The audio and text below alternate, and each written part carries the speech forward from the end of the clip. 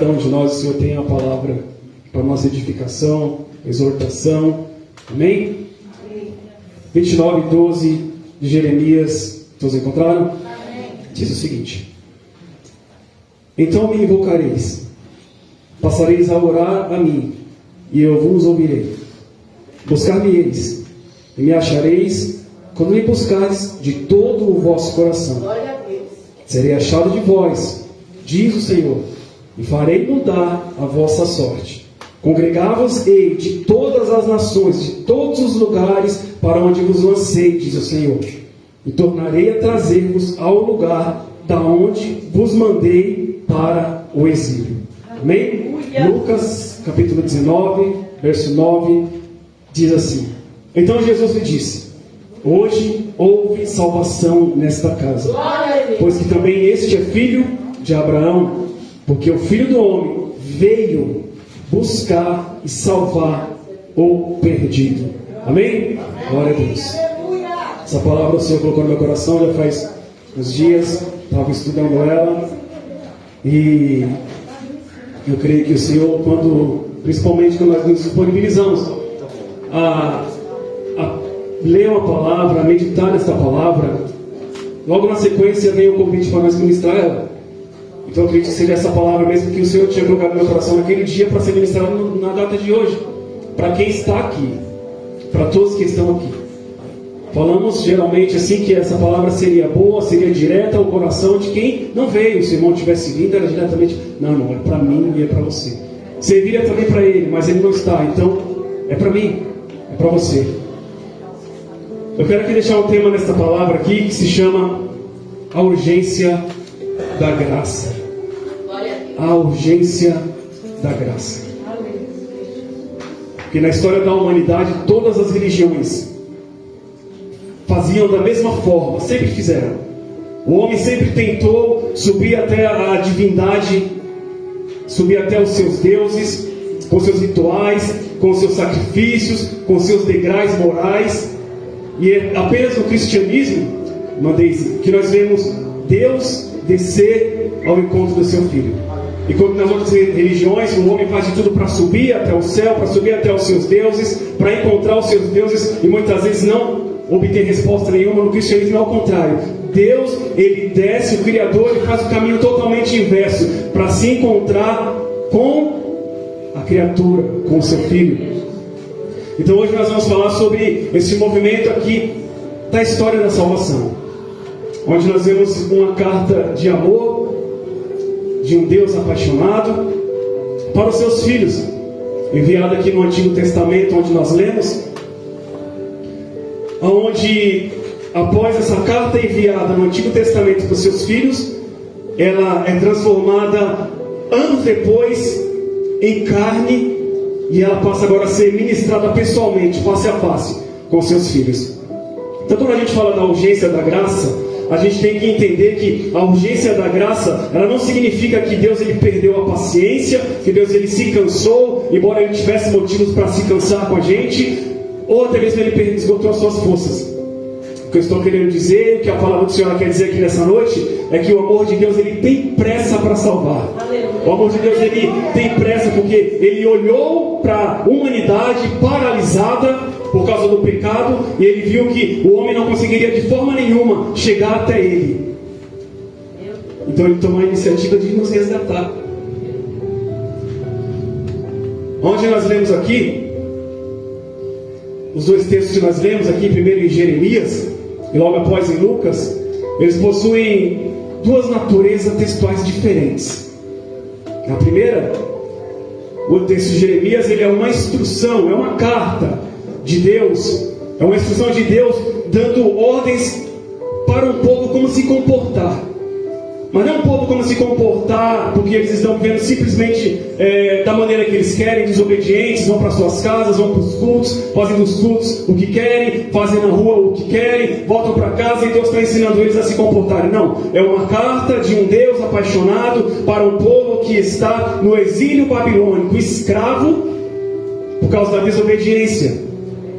Então essa carta agora ela chega através de Jeremias para esses exilados. E a ordem do Senhor é qual? Plantem, construam casas, Se multipliquem, tenham filhos, tenham netos, porque vocês vão passar um bom tempo aí.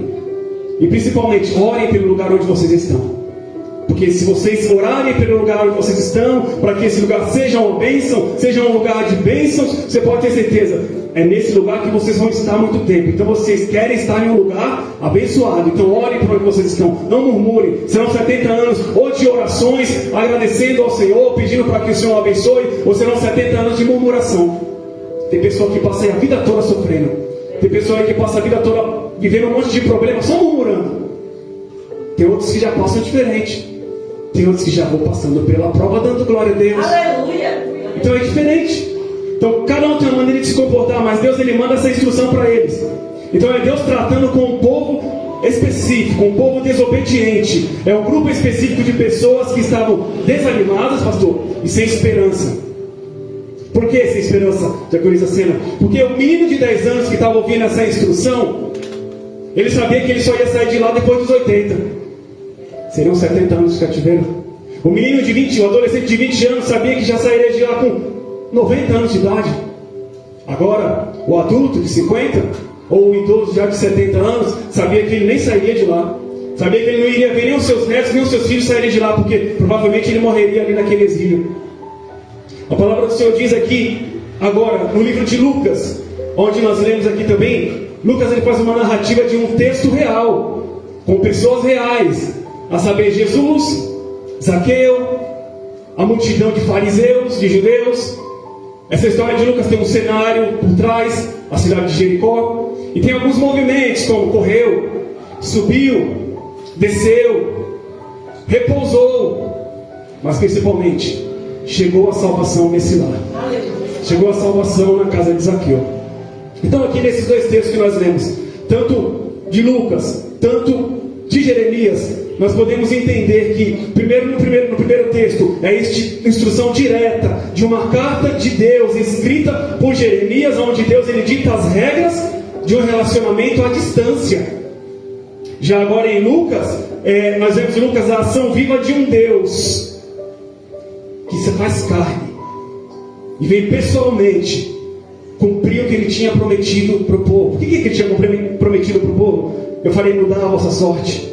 Eu congregar-vos-ei de todas as nações, de todos os lugares, para onde eu os lancei, e eu tornaria a trazer-vos ao lugar de onde eu vos mandei, para o exílio. Deus cumpriria, Deus cumpriu.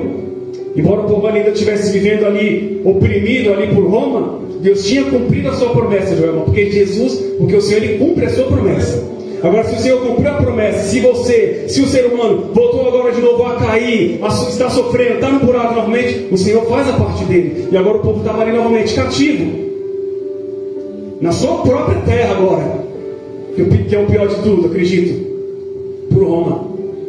O objetivo de Deus então tanto na carta quanto pessoalmente ali em Jesus, é o relacionamento ser reatado, com o ser humano. O Senhor ele quer reatar todos os dias relacionamento com o ser humano, sabe? Está achando que Deus é igual ao homem, que falou assim, acabou, tchau, cada um para o seu canto? Não, o Senhor não é assim não. O Senhor ele permite que você ele te vira as costas, mas ele nunca vira as costas para nós não. O Senhor está sempre de braços abertos esperando. O problema é nós, que muitas vezes não vamos. Então no cenário aqui de Jeremias, nós temos um povo que pecou, que virou as costas para Deus, se tornou prisioneiro aqui na Babilônia, e agora estão distantes, estão perdidos, colhendo as consequências das suas próprias escolhas, Leandro, erradas. Mas mesmo assim, com o povo de costa, Deus não os abandona.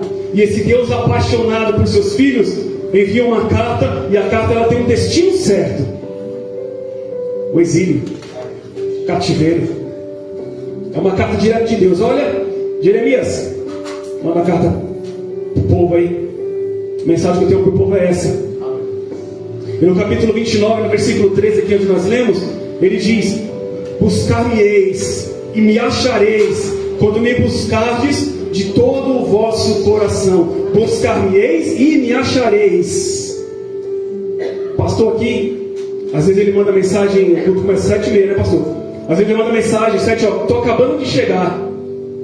Tem que estar aqui 7h30, estou acabando de chegar, 7h15, estou acabando de chegar, vou me arrumar rápido. Ou tem que ir para o São Francisco, que é mais longe ainda. E eu imagino assim, pastor, quantas vezes o senhor tem o Mateus e tem o Gabriel.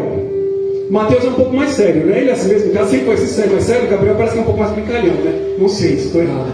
Mas eu imagino agora o Mateus e o Gabriel em casa, sabe? Os dois ali com 5, 6 anos de idade ali. E aí o pastor ele chega ali todo sujo de tinta, todo sujo de cal ali correndo, porque tem que dar o estudo, já vai dar 7 horas, ele tem que voltar correndo. E ele chega em casa agora, ele pega e a primeira coisa que ele faz quando ele abre a porta é ver o Gabriel e o Mateus olhando para ele. Aquelas carinhas. E aí o Gabriel já fala, pai, vamos brincar de cavalinho, vamos brincar de qualquer coisa. O filho quer brincar. Né, Mael? Independente se a gente está cansado ou não, Bruno. Se prepara. Então, quando o pastor chega, de repente, ou outro pai chega, está cansado, não vê a hora de tirar a bota, não vê a hora de entrar no banheiro para tomar banho, sabe? Porque tem que sair. Fala, filho, eu estou cansado, eu preciso me arrumar, rapaz. O menino já agarra na perna, já. Aí ele pensa, peraí, tá bom, vamos brincar de esconde. Aí ele faz o quê? Vai você conta e eu me escondo. Aí vai o menino contar, o Gabriel vai todo correndo assim, vai contar 1, 2, 3, 4. O pastor se esconde e deixa o pé, deixa o sapato ali cheio de tinta, cheio de pó, para fora, atrás da cortina. Ainda fica mexendo o pezinho assim, para que seja encontrado. Tá entendendo onde eu quero chegar? Aí o Gabriel procura aqui, achei papai. Aí o pastor, você achou? Agora depois a gente continua, agora eu vou me arrumar para sair. Buscar-me-eis e me achareis. Ou seja, o Deus ele é tão. O ponto da chave aqui é o seguinte: Deus ele coloca um convite à mesa e ele dá a direção para nós.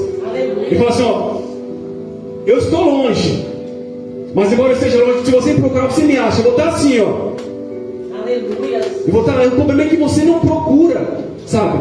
Eu estou aqui pronto para ser achado. O problema é que você não procura. Então ele diz assim: eu estou aqui, se vocês se arrependerem, se vocês caminharem na minha direção, sabe, eu me deixarei ser encontrado. Aleluia. Vocês vão me buscar e vocês vão me encontrar.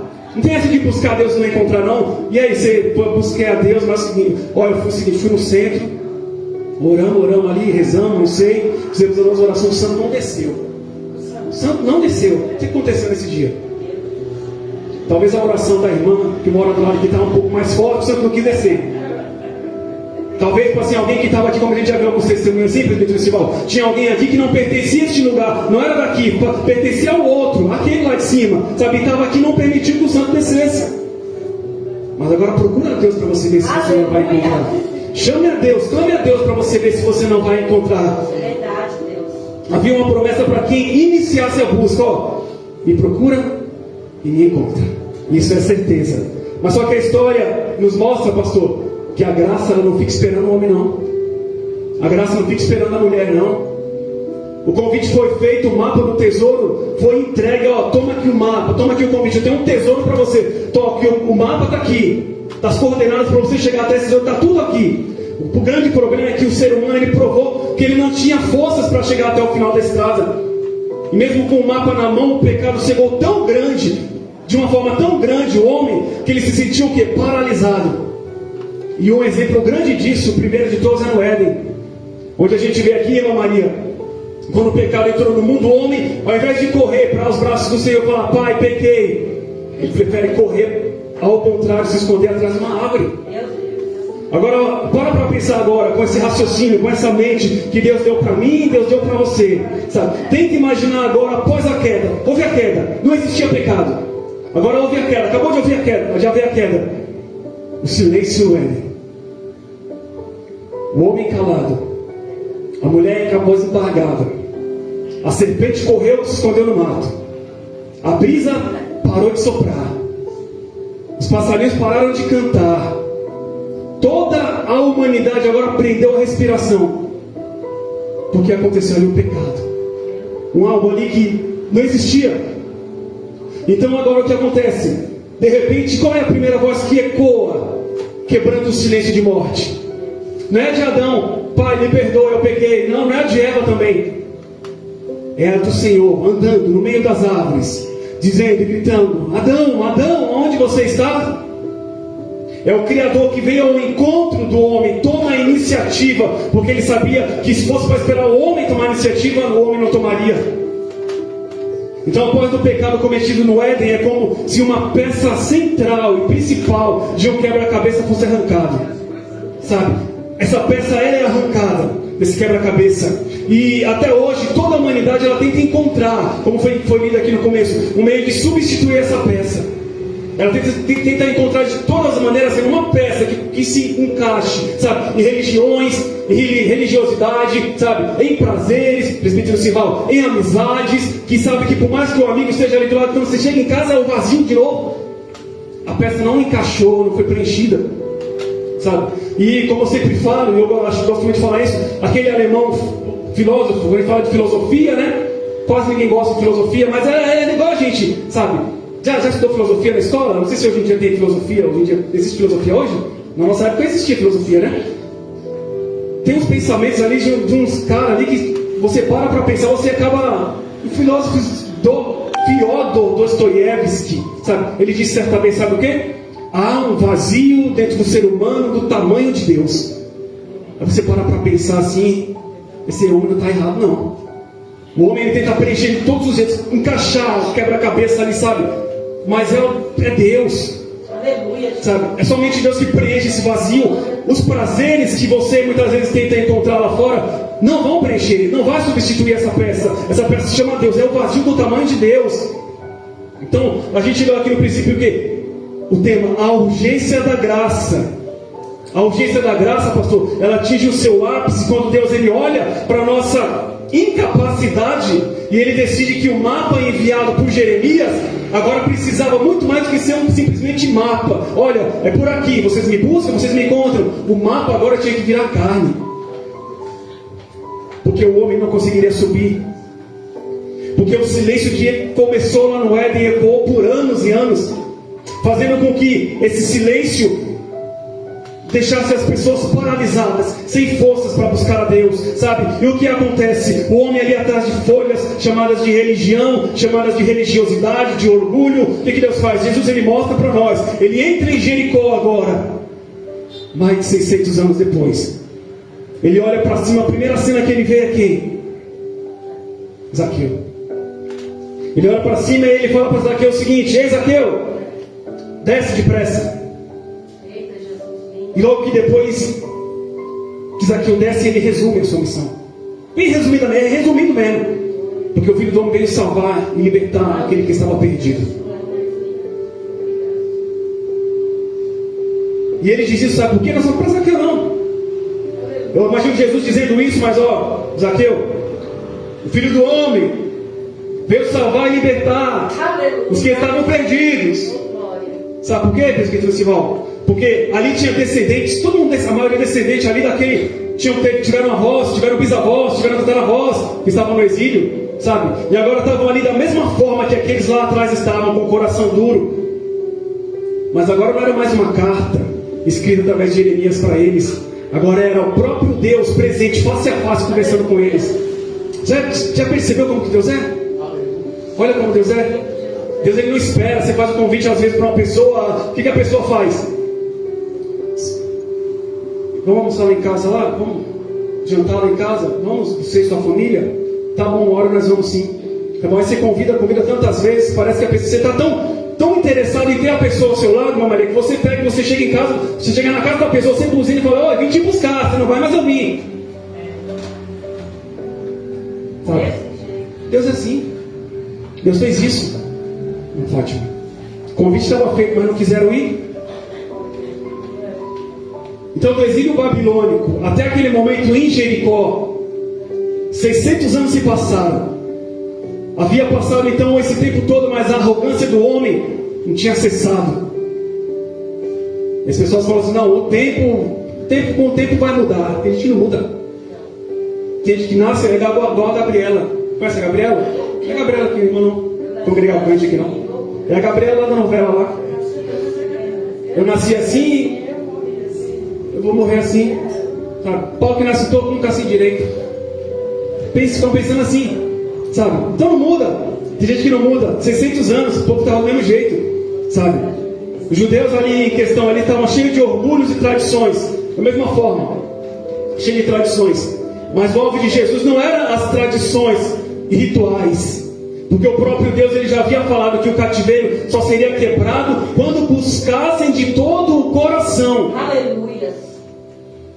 Do que adianta ter as poesias mais lindas? Verdade, desse jeito. não lembro, conheço bem a letra desse hino, mas que adianta eu cantar da boca para fora, meu coração está mais duro do que... Estava assim, esses fariseus ali, os fariseus tinham até um grupo, fariseus diante do trono, cantavam nos cultos que tinham, toda semana.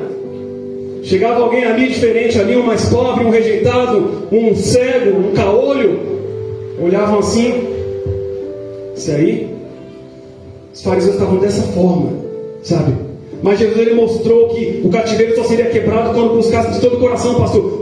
Já não estava no cativeiro, mas o cativeiro estava aqui, ó, dentro deles, aqui, ó. Tem uma música aí fora aí que diz assim, olha só, estou cantando não, estou recitando um poema, pastor. Você sai do gueto, mas o gueto nunca sai de você.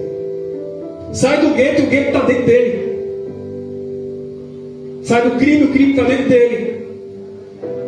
Sai ali da prostituição, a prostituição está dentro dele. Sai da religiosidade ali do meio, não, estava naquela religião, porque era muita religiosidade, não sei o quê. Aí vem para cá, a religiosidade está dentro. Que a religiosidade muitas vezes, sabe o que é? Não é o que você faz lá fora, não é as tradições, é o que você carrega aqui dentro, sabe? Isso é religiosidade, você carrega aqui dentro, sabe? Não era apenas as coisas que você fazia, porque você não faz mais, sabe? Mas você carrega aqui dentro. Então, Jesus ele ignorou as críticas daquele povo que não se arrependeu de todo o coração, porque ele encontrou em Zaqueu um coração transformado e arrependido. Então, na Babilônia, Deus ele enviou uma carta. E em Jericó enviou seu filho. Os exilados eles precisavam buscar Deus de todo o coração. E em Zaqueu ele encontrou um coração arrependido. Jesus ele então entra na história, dizendo em João 14: por mais que vocês não tenham encontrado, não tenham conseguido andar, mas que vocês não tenham conseguido permanecer no caminho, eu sou o caminho, a verdade e a vida. Ou seja, Jesus ele não vem dar uma lista de regras. Ele deita no chão o seu corpo e ele se torna a estrada sobre os nossos pés, dizendo: eu sou o caminho. Quer mais o quê? Em Lucas 19, Deus encarnado diz face a face: chega de esperar. Eu decidi buscar vocês devido à urgência da graça. Em Jeremias, Deus nos dá um mapa. Em João, ele se torna o caminho. E em Lucas, o caminho anda até nós. Então, em Jeremias, o Deus invisível envia uma carta dizendo: venham me encontrar. Enquanto em Lucas, ele próprio veio ao nosso encontro. Ele próprio veio ao encontro. Você precisava disso, ser Deus? Mas e o amor que ele tem? Então, Deus ele não tem um único método para nos alcançar. Não tem isso aqui, não é dessa forma, vai ser assim e acabou. Não. Às vezes Deus espera o nosso passo. Às vezes Ele invade a nossa paralisia. De que forma? Aí é pessoal. Na vida de cada um Ele faz de uma forma. Às vezes, como o presbítero Sivaldo disse aqui, não é necessário você sofrer muito lá fora, não. É necessário você apanhar muito, ser preso, ir para o hospital, passar a vida toda aí humilhado. Às vezes não é necessário isso não. Às vezes Deus ele tem um encontro com uma pessoa ali, sabe? Pessoa na sua adolescência ainda, se o presbítero Sivaldo com 12, 13 anos, não chegou nem a experimentar as coisas erradas. Deus já tem um encontro com ele, mas tem vezes que Deus a pessoa está tão difícil de chegar, que Deus ele invade a paralisia da pessoa. O cara é assim, vem cá, vem. Deus arranca. Porque Deus sabe que a pessoa mesmo não vai conseguir levantar. Não vai falar: pai, eu pequei contra o céu e contra ti. Então o texto de Jeremias ele nos mostra que Deus ele se deixa achar. Deus ele se deixa achar. Mas no texto de Lucas ele nos mostra que, por ele saber que muitas vezes nós não conseguiremos achar, não porque ele não está ali, meu criança, mas porque muitas vezes nós não conseguiremos insistir. O que ele faz? Ele mesmo vem, ele nos procura, ele nos agarra, ele nos abraça, o ousado amor de Deus. Só que a pergunta que fica nessa noite aqui é: os fariseus eles estavam no templo, os sacerdotes eles estavam no templo, os escribas estavam ali traduzindo, os mestres da lei, os doutores da lei estavam ali no templo. 7 às 9, 6 às 8. Está todo dia lá. Tinha culto de manhã, culto de tarde, culto à noite. Mesmo assim, não deixar de sacrificar Jesus, de matar Jesus. Na verdade, matar Jesus. Então, estar ali não adiantou nada. A pergunta que fica nessa noite, então, para mim e para você é: nós estamos dispostos, Rosa, a procurá-lo? Nós estamos dispostos de todo o nosso coração, como ele diz, buscar Ele, achar Ele? E o pior de tudo, será que nós estamos será que nós temos a coragem de deixar ser achado por Ele também? É como se Deus estivesse procurando: cadê você? Cadê você? Aí Adão, ele corre de uma árvore para outra. Ó, Adão, eu vim aqui para te cobrir sua nudez, para te perdoar, Adão. Eu não quero te condenar, sabe? Mas você quer? Não. Adão corre para o outro lado. Aí Adão fica se escondendo, pode estar se escondendo até hoje. Independente de Adão, ele viria ele mesmo até o ser humano. Porque se Adão não quer, se Adão sabe que precisa, mas não quer, tem outros que precisam. E Deus, ele sabe muito bem que precisa. Deus, ele sabe muito bem as limitações, os limites que cada um tem. Então, nessa noite, que nós possamos estar meditando nessa palavra. Deus, ele não espera. A urgência da graça, ela tem pressa em salvar. Amém?